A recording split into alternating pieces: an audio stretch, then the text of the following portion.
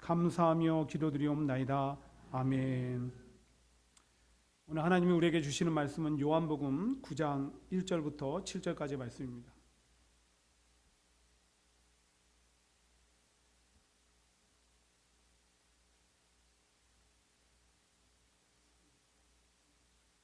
신약성경 161페이지 요한복음 9장 1절부터 7절까지입니다.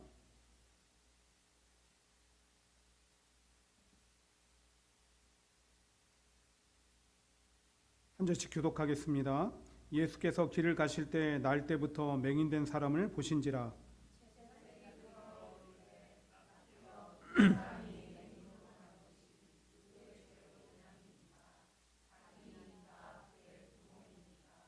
예수께서 대답하시되 이 사람이나 그 부모의 죄로 인한 것이 아니라 그에게서 하나님이 하시는 일을 나타내고자 하심이라.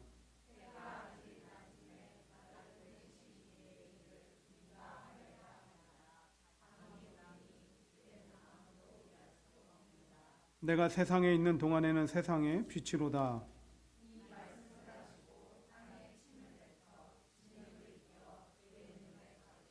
우리 함께 읽습니다. 이르시되 실로암 못에 가서 씻으라 하시니 실로암은 번역하면 보냄을 받았다는 뜻이라. 이에 가서 씻고 밝은 눈으로 왔더라. 아멘. 저하고 제 아내가 처음 만난 게 지금으로부터 29년 전입니다. 같은 대학을 다니고 있었는데 어느 날 어떤 음대생이 믿지 못하시겠지만 저를 좋아한다고 해서 이렇게 저렇게 해서 만나보게 되었는데, 그때 제 아내가 저를 좋아하던 그 음대생의 친구로 따라 나왔습니다. 근데 결국 저를 좋아하던 음대생과 저는 연결되지 못했고 오히려 따라 나왔던 지금의 아내와 연결이 되어서 교제하게 되었던 것이죠. 한동안 한참 교제를 하다가 처음으로 아내의 부모님, 지금의 장인 장모님께 인사를 드리러 가게 되었습니다. 늘 들어왔던 두 분을 막상 만난다고 하니까 얼마나 설레던지. 근데 설렘만 있었던 것이 아닙니다. 저를 어떻게 보실까? 혹시 저를 싫어하시면 어떨까? 이왕이면 좀 좋은 인상을 남겼으면 좋겠다라는 걱정과 부담감도 있었습니다. 오늘 뉴욕 주소만교회 성도들과 첫 만남을 앞두고 있던 제 마음도 그때의 마음과 같았습니다. 노영민 목사님과 교제할 때면 늘 칭찬을 아끼지 않고 자랑하던 성도님들을 드디어 만나볼 수 있다라는 그 설렘이 있는 반면에 또 저를 어떻게 보실까? 우리 뉴욕 함께하는 교회 성도들을 어떻게 보실까? 싫어하시면 어쩌지? 좋은 인상을 남겼으면 좋겠다라는 걱정과 부담감이 있었습니다. 근데 저는 그렇게 생각합니다. 우리의 만남은 결코 우연이 아니라는 것입니다. 우연이 아니면 무엇일까요? 필연이라고 생각하시지만 하나님의 계획하심입니다. 곧 오늘 뉴욕 주소만교회와 뉴욕 함께하는 교회가 만나 함께 예배할 수 있음은 다 하나님이 오래전부터 계획하심 가운데 이루어진 일이라는 것입니다. 그러하기에 오늘의 첫 만남뿐 아니라 이 예배, 그리고 앞으로 두 교회가 함께 걸어가며 이뤄갈 일들에도 사람의 생각이나 염려나 걱정이나 불안이나 이런 모든 것들을 초월해서 하나님의 선하신 계획 가운데 우리를 인도해 가실 줄 믿습니다. 어쨌든 이렇게 두 교회가 처음 연합 예배를 드리는 날, 저는 아주 오래전부터 어떤 말씀을 나누는 것이 좋을까 고민하며 기도했습니다. 근데 하나님이 저에게 떠오르게 하셨던 말씀이 바로 오늘 본문의 내용입니다. 근데 영 내키지 않았어요. 왜 그러냐면 날 때부터 맹인된 자의 치유 사건은 우리가 신앙생활해오는 내내 너무나 많이 들었고 그러하기에 또 익숙하고 잘하는 내용이기 때문에 하나님 이건 아닌 것 같은데요. 이왕이면 좀 강한 임팩트를 줄 수 있는 그런 말씀을 저에게 주세요라고 새벽재단을 통해서 기도할 때면 여지없이 오늘 본문을 떠오르게 하셨습니다. 그래서 하나님의 뜻하심이 있는가 보다 하며 순종함으로 말씀을 준비하고 전하게 되었습니다. 바라기는 말씀이 선포될 때 이미 아는 말씀이다, 뻔하다 마음문 닫지 마시고 하나님께서 허락하시고 준비케 하신 말씀 속에 어떤 은혜를 예비하셨을까 라는 그런 기대감 속에 여러분의 귀와 마음문을 활짝 여시고 들으시기 바랍니다. 반드시 그런 각 사람의 심령 가운데 하나님이 예비하신 은혜를 부어주실 줄 믿습니다. 오늘 이 본문을 보시면 하루는 예수님께서 제자들과 함께 길을 가시다가 한 맹인을 마주치게 됩니다. 그런데 이 맹인은 나중에 후천적으로 질병이나 사고에 의해서 볼 수 없게 된 자가 아니라 태어날 때부터 맹인으로 태어난 자였습니다. 그리고 제자들은 곧 예수님께 다음과 같이 질문하죠. 예수님, 이 사람이 맹인으로 태어난 것이 이 사람의 죄 때문입니까? 아니면 그의 부모의 죄 때문입니까? 참 질문 자체도 의미 없고 아무런 쓸데없는 질문인데 더 놀라운 사실은 무엇입니까? 날 때부터 맹인된 사람을 보면서 제자들이 안타까워하고 긍휼한 마음을 가지기보다는 그의 죄가 그의 원인이 무엇인가에 집중했다라는 거예요. 도대체 왜 그랬을까? 당시 유대인들은 나병이나 맹인, 귀머거리 등과 같은 불치병이나 장애에 대해서는 자신의 죄나 부모의 죄에 대한 징벌로 인한 것으로 이해했기 때문입니다. 그래서 제자들은 맹인을 보자마자 즉각적으로 예수님께 물은 것입니다. 예수님, 이 사람이 맹인으로 태어난 것이 이 사람의 죄 때문입니까? 부모의 죄 때문입니까? 예수님의 대답은 무엇이었을까요? 우리 같이 3절을 읽어볼까요? 자, 시작. 예수께서 대답하시되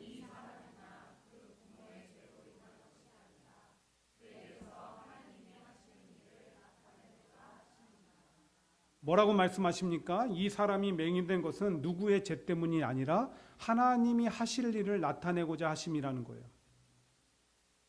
아니, 그러면 하나님께서 자신의 능력을 보이기 위해서 일부러 이 사람을 맹인으로 태어나게 하셨다는 것입니까? 그래서 그렇게 고통스럽게 평생을 살아오게 했다라는 거예요? 여러분은 어떻게 생각하세요? 오늘 본문 앞에 곧 요한복음 7장에 보시면 예수님께서 초막절을 지키기 위해서 예루살렘으로 가십니다. 그리고 잠깐 감난산으로 가셨다가 다시 성전으로 들어와서 명절을 지키러 온 유대인들과 늘 예수님에 대해서 적대적으로 행동했던 대제사장 바리새인들과 같은 유대 종교 지도자들을 향해서 많은 가르침과 교훈을 주십니다. 그 모습이 8장까지 계속 이어져요. 7장부터 8장까지.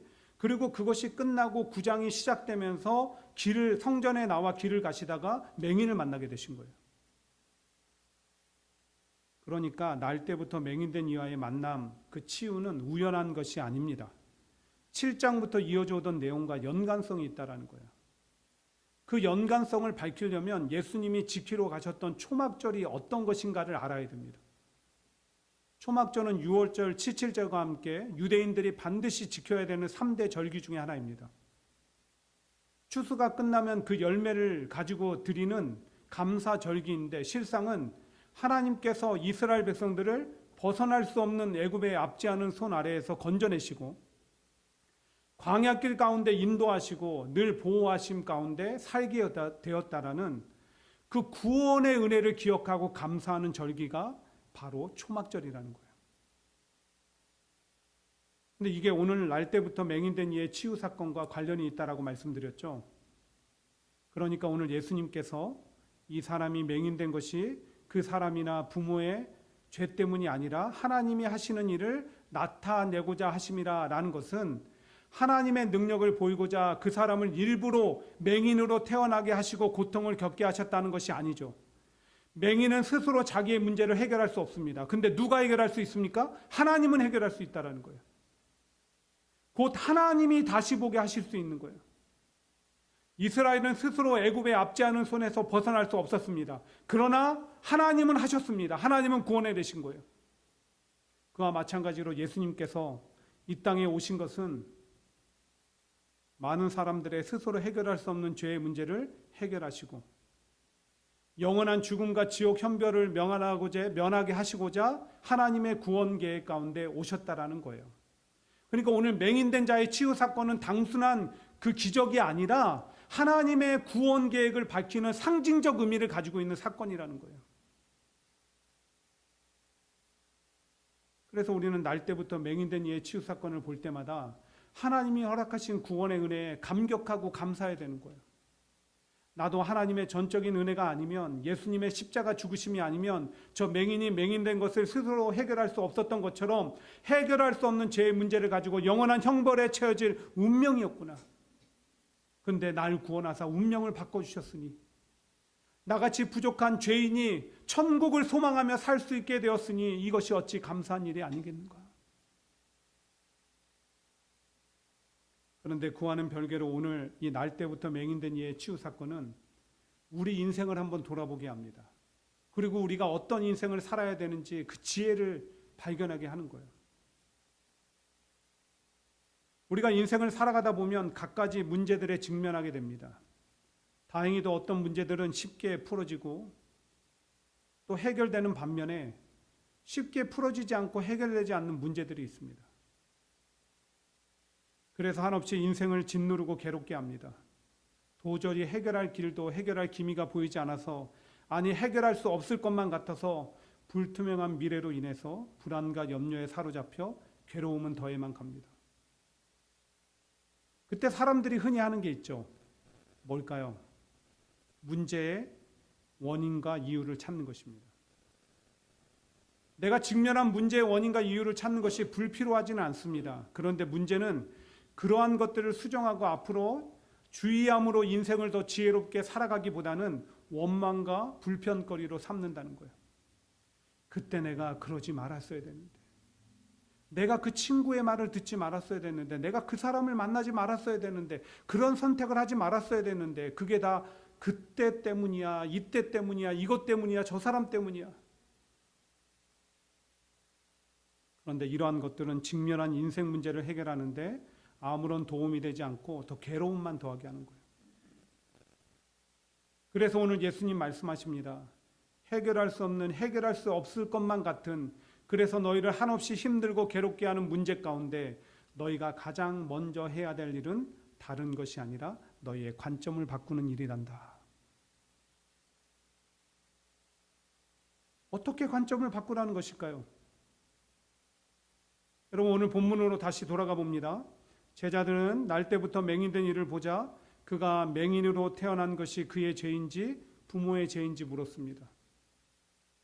해결할 수 없는 인생의 버거운 문제 가운데 원인과 이유를 찾아서 그것을 원망과 불평거리로 삼고자 했던 거예요.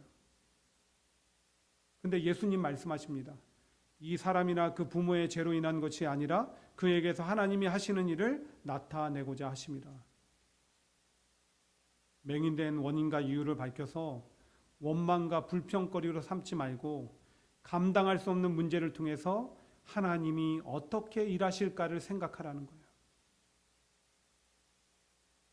곧 예수님께서 오늘 해결할 수 없는 인생 문제 가운데 있는 성도들을 향해, 우리를 향해 원하시는 관점의 변화라는 것은 다른 것이 아니라 하나님이 그 일을 통해서, 그 문제를 통해서 어떻게 일하실까를 기대하고 생각하라라는 거예요. 하나님을 생각하고 기대할 때 혼란스러운 마음의 안정감을 찾게 되고 하나님의 역사가 나타나기 때문입니다. 많은 사람들에게 인생의 동기부여와 긍정적인 자극을 선물하는 작가이자 강연가로 유명한 김미경 씨를 잘 아실 것입니다. 설교를 준비하다가 우연히 그분이 자기 SNS에 올린 다음과 같은 글을 보게 되었습니다. 누구나 미래를 마주합니다. 곧 오늘이 있음 또 내일이 찾아올 것을 알고 있습니다. 그런데 남들과 다른 내일, 미래를 마주하는 사람들이 있습니다. 바로 상상하고 꿈을 꾸는 사람들입니다. 나이, 성별, 직업도 상관없습니다. 상상할 수 있고 꿈꿀 수 있는 사람에게 놀라운 미래가 주어집니다. 인생이 바뀌는 것입니다. 그러나 상상하지 못하고 꿈꾸지 못하는 순간 더 이상 다른 미래도 인생도 허락되지 않습니다.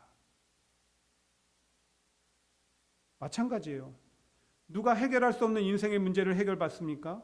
하나님께서 하실 일을 생각하고 기대하는 사람이에요. 다른 말로 하면 꿈꾸고 상상하는 사람들. 하지만 그저 문제 앞에 원망과 불평과 낙담만 하고 있는 사람들에게는 아무런 일도 일어나지 않습니다. 오늘 여러분들은 어떤 인생을 살아오셨고 어떤 인생을 살아가고 계십니까? 어떤 인생에 감당치 못할 문제 앞에서 하나님께서 어떻게 일하실까 기대하고 생각하며 하나님의 능력을 경험하는 삶입니까? 아니면 하나님을 믿는다고 하면서 정작 세상 사람들과 똑같은 관점으로 문제 앞에 주저앉아 불평하고 원망하고 낙담하는 인생입니까? 사무엘상 17장에 보시면 유명한 다윗과 골리앗과의 싸움 장면이 자세히 묘사되어 있습니다. 이스라엘에게 있어서 골리앗은 너무나도 큰 문제였죠. 그것도 도저히 해결할 수 없는 문제였습니다. 그러나 다윗에게는 아니었습니다. 그는 아버지 심부름으로 형들의 안부를 확인하러 갔다가 골리앗 앞에 두려워 떨고 있는 사울 왕과 이스라엘 군대의 모습을 보게 됩니다. 근데 다윗은 이스라엘 군대와 같은 관점으로 그 상황을 바라보지 않았습니다. 하나님의 관점으로 그 상황을 바라보았다는 거예요. 하나님께서 이를 통해서 어떻게 일하실까, 어떻게 역사하실까. 그래서 다윗의 모습 속에는 그 어떤 두려움도 없었습니다. 그의 말 속에서는 오직 하나님이 어떻게 하실까에 대한 믿음의 고백만이 있었습니다. 오늘 여호와께서 너를 내 손에 넘기시리니 내가 너를 쳐서 내 목을 베고 블레셋 군대의 시체를 오늘 공중에 세어 땅의 들짐승들에게 주어 온 땅으로 이스라엘에게 하나님이 계신 줄 알게 하겠고, 그 결과 누구도 해결할 수 없을 것만 같았던 그 문제, 거인 장수 골리앗을 쓰러뜨렸습니다. 하나님의 일을 생각하고 기대하고 상상하고 꿈을 꾸니 하나님은 역사하신 것입니다. 사랑하는 성도 여러분, 저는 지금 여러분들이 그렇게 힘들어하고 괴로워하는 문제들에 대해서 공감력이나 현실 감각 없이 애써 부인하며 실제로 그렇지 않다라고 주장하는 것이 아닙니다. 힘들죠. 괴롭고 생각만 하면 한숨이 나고 눈물이 납니다. 하지만 우리에게 그런 문제가 하나님께도 문제가 되는 것은 아닙니다. 그래서 필요한 것은 관점의 변화라는 거예요. 하나님 지금 문제 가운데 어떻게 일하실까 생각하고 기대하고 상상하고 꿈을 꾸는 거예요. 이왕이면 선포하고 기대하십시오. 그럼 너희는 이전 일을 기억하지 말며 옛날 일을 생각하지 말라. 보라, 내가 새 일을 행하리니 이제 나타낼 것이라. 이렇게 하신 약속대로 하나님의 능력이 우리의 문제를 해결하고 그간의 괴로움과 한숨, 억울함과 눈물을 다 넘는 인생의 은혜와 축복을 허락하게 되실 줄 믿습니다. 다시 오늘 본문으로 돌아가서요. 앞서 맹인이 맹인으로 태어난 것에 대해서 원망과 불평거리로 삼으려고 했던 제자들을 향해서 너희의 관점을 변화시켜라 라고 말씀하신 예수님, 이제는 조금 더 적극적으로 움직이기 시작하십니다. 바로 6절입니다. 이 말씀을 하시고 땅에 침을 뱉어 진흙을 이겨 그의 눈에 바르시고. 여러분, 이 장면을 한번 상상해 보십시오. 예수님이 그 맹인을 앞에 두고 땅에 침을 뱉으십니다. 그리고 땅에 있는 그 흙을 손으로 짓이겨서 진흙을 만드신 후에 그 사람의 눈에 바르시는 거예요. 좀 엽기적이지 않습니까? 솔직하게. 그런데다가 오늘날 상대에게 침을 뱉는 것은 어떤 의미가 있어요? 멸시와 천대와 조롱의 의미가 있잖아요. 당시에도 그랬어요. 그래서 예수님 붙잡아 가실 때 그 로마 군병들과 사람들이 침을 뱉고 했잖아요. 근데 그런 침을 뱉어서 진흙을 이겨서 눈에 바르시다니. 물론 맹인은 볼 수 없기 때문에 이 장면을 모두 다 못 봐서 괜찮았을 수도 있어요. 근데 사람이라는 것이 뭔가 나에게 내 몸에 이상한 것이 이렇게 딱 느껴지거나 하면 반사적으로 피하는 것이 이게 아주 본능 아닙니까? 이 사람은 가만히 있었어요. 왜 가만히 있었을까요? 하나님이 하시는 일을 나타내고자 하심이라. 이 말씀을 듣고 그는 하나님의 일을 기대했기에, 아니 간절히 소망했기에 예수님이 무엇을 하시든 간에 그 예수님의 그 몸짓에, 그 말씀에 온전히 자기를 내어 맡겼던 거예요. 이를 통해서 우리는 한 가지 중요한 사실을 또 깨닫게 됩니다. 인생에 도저히 감당할 수 없고 해결할 수 없는 문제로 힘들 때 하나님께서 그것을 통해 어떻게 일하실까를 기대하고 소망했다면 그 다음 과정은 그 문제를 하나님 앞에 맡기는 거예요. 어떻게 맡기죠? 기도함으로. 그럼 그 기도를 들어서 하나님께서 내 문제를 맡아주십니다. 하나님이 맡으시면 해결 못할 문제가 없어요. 기도가 문제를 해결하는 열쇠가 되고 우리의 모든 고통이 사라지고 은혜가 임하는 통로가 되어지는 거예요. 그래서 저도 목회하다가 혹은 이런저런 인생에 감당할 수 없는 문제 가운데 직면하면 혼자 기도하며 길을 걸으며 부르는 찬송이 있습니다. 기도할 수 있는데 왜 걱정하십니까? 기도하면서 왜 염려하십니까? 아시는 분 같이 하세요. 주님 앞에 무릎 꿇고 간구해 보세요.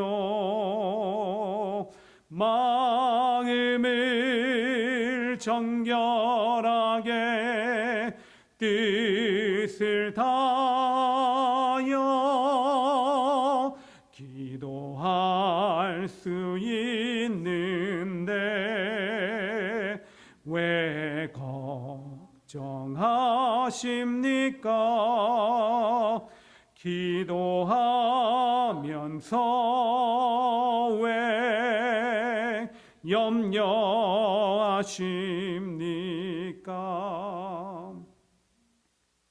더 잘 부를 수 있었는데 오늘 주소만교회 성도님들 계셔서 신약 성서 가운데 가장 오래된 책 중에 하나가 야고보서입니다. 근데 야고보서에 가면은 처음 시작이 이렇게 돼 있어요. 하나님과 주 예수 그리스도의 종 야고보는 흩어져 있는 12지파에게 문안하노라. 왜 흩어졌을까요? 예수 믿는다는 이유로 무수히 겪어야 되는 고난과 박해를 견디다 못해서 로마 제국 내의 각 지역으로 흩어진 거예요. 처음엔 좋았죠. 일단은 고난과 핍박을 피할 수 있었으니. 근데 삶을 사는 것이 결코 녹록지 않았을 거예요. 이런저런 힘든 문제들에 날마다 직면했을 것입니다. 그래서 그 힘겨운 삶을 살아가는 초대교회 성도들을 향해서 야고보 사도가 그 해결책으로 제시한 것은 믿음이었어요. 그것도 살아있는 믿음. 근데 그 다음으로 해결책으로 제시한 게 무엇인지 아십니까? 기도예요. 야고보서 1장 5절에 보시면은 지혜가 필요하면 후히 주시고 꾸짖지 않으시는 하나님 앞에 구하라 라고 되어 있어요. 5장에 가시면 기도를 더 강력하게 주장합니다. 너희 중에 고난당하는 자가 있느냐? 그는 기도할 것이요. 너희 중에 병든 자가 있느냐? 그는 교회 장로들을 청할 것이요. 그들은 주의 이름으로 기름을 받으며 그를 위하여 기도할지니라. 믿음의 기도는 병든 자를 구원하리니.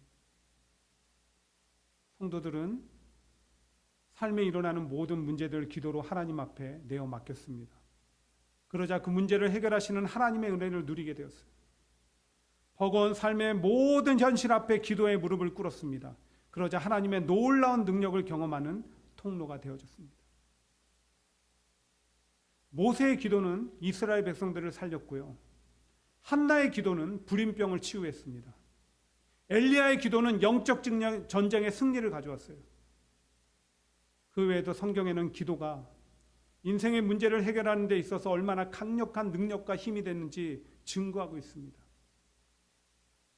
그래서 중국 선교의 개척자이면서 선교의 아버지로 불리는 허드슨 테일러 선교사님은 이렇게 말하기도 했죠. 우리가 일하면 우리가 일하는 것이고 우리가 기도하면 하나님께서 일하신다.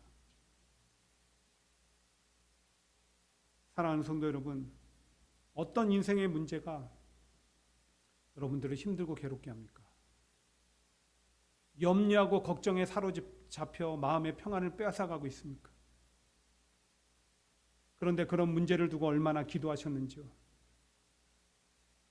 난 문제가 있어. 스스로 위로받기 위해서, 내 스스로 그 문제를 해결하기 위해서 들인 시간에 비해서 나는 얼마나 기도했습니까?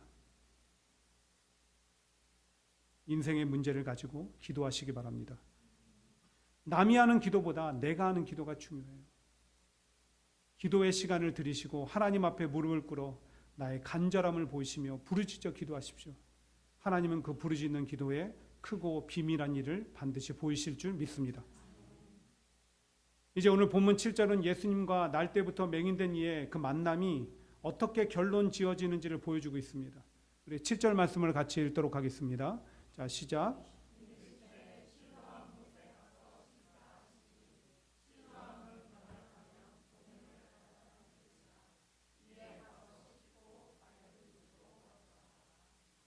침으로 진흙을 이겨 맹인의 눈에 바르신 예수님, 그에게 실로암 못에 가서 씻으라 했고 그가 순종했을 때 그는 밝은 눈으로 왔습니다. 여러분, 그때 그 맹인된 이의 감격과 기쁨 여러분 헤아릴 수 있으세요? 날 때부터 한 번도 본 적이 없는데 실로암 못에서 이것을 씻는 순간 처음 보는 세상이 내 눈앞에 드러났습니다. 얼마나 감격하고 기뻐했을까요? 이를 통해 우리가 마음에 새겨야 할 것이 있습니다. 어떤 인생의 힘들고 어려운 문제라 할지라도 그것을 통해 하나님께서 하실 일을 기대하고 소망하고 또한 하나님께 간절히 내어 맡기는 기도를 하면 반드시 우리 주님은 우리의 문제를 해결하실 때 그것을 완벽하게 해결하심으로 감동과 기쁨을 허락하신다는 겁니다. 그래서 내가 볼 때 안 될 것 같고 풀리지 않을 것만 같은 문제라도 세상은 틀렸다고 가망이 없다라고 포기하라고 해도 여전히 우리는 기도를 해야 할 이유가 있는 거예요. 그것은 결코 헛되지 않기 때문입니다. 지금으로부터 한 2년 전에 한국에 제가 노예 임원으로 총회 참석자 방문했던 적이 있습니다. 방문 기간 중에 주일날이 되었고 여수 공항 근처에서 목회하시는 선배 목사님 교회 초청으로 가서 설교를 하게 되었습니다. 그때 설교의 주제는 기도의 능력에 관한 것이었습니다. 말씀 전하고 예배 마치고 선배 목사님과 교회 입구로 나와서 나가시는 성도님들께 다 인사를 드리고 다시 예배당 안으로 들어와서 주섬주섬 제 짐을 챙기고 있었습니다. 그때 선배 목사님께서 교회 뒤편에서 저를 부르셨습니다. 쳐다보았더니 어떤 여성도님과 함께 서 계셨습니다. 저는 제 짐을 가지고 그곳으로 갔습니다. 그리고 가서 얘기를 들어보았더니 그 여자 선동님은 그 교회 권사님이셨습니다. 권사님이 하시는 얘기가 함께 살고 있는 아들은 날마다 부부싸움을 해서 권사님의 속을 뒤집어 놓고 막내딸은 좀처럼 신앙생활을 제대로 하지 않아서 속을 뒤집어 놓는다. 안가짐을 쓰고 어떻게든 해결해 보려고 이런저런 노력을 해보았지만 다 소용이 없어서 어쩌겠어 이게 다 내 팔자지 라며 포기하며 살았는데 그날 제가 전해드린 그 설교를 듣고 기대하고 소망하게 된 것입니다. 아, 기도하면 해결할 수 있겠지. 그리고 앞으로 기도하는 삶을 살겠노라 다짐하며 목사님, 저와 저 가정을 위해서 안수기도 해주세요라고 하는 거예요. 뜨거운 마음으로 큰 소리로 안수기도 했습니다. 그리고 그 권사님께 이렇게 말씀드렸습니다. 권사님, 오늘 저는 기도하고 떠나지만 앞으로 권사님이 기대하고 소망한 대로 결심한 대로 기도하십시오. 응답될 때까지 꼭 기도하십시오. 그렇게 권면하고 떠나왔습니다. 궁금하시죠?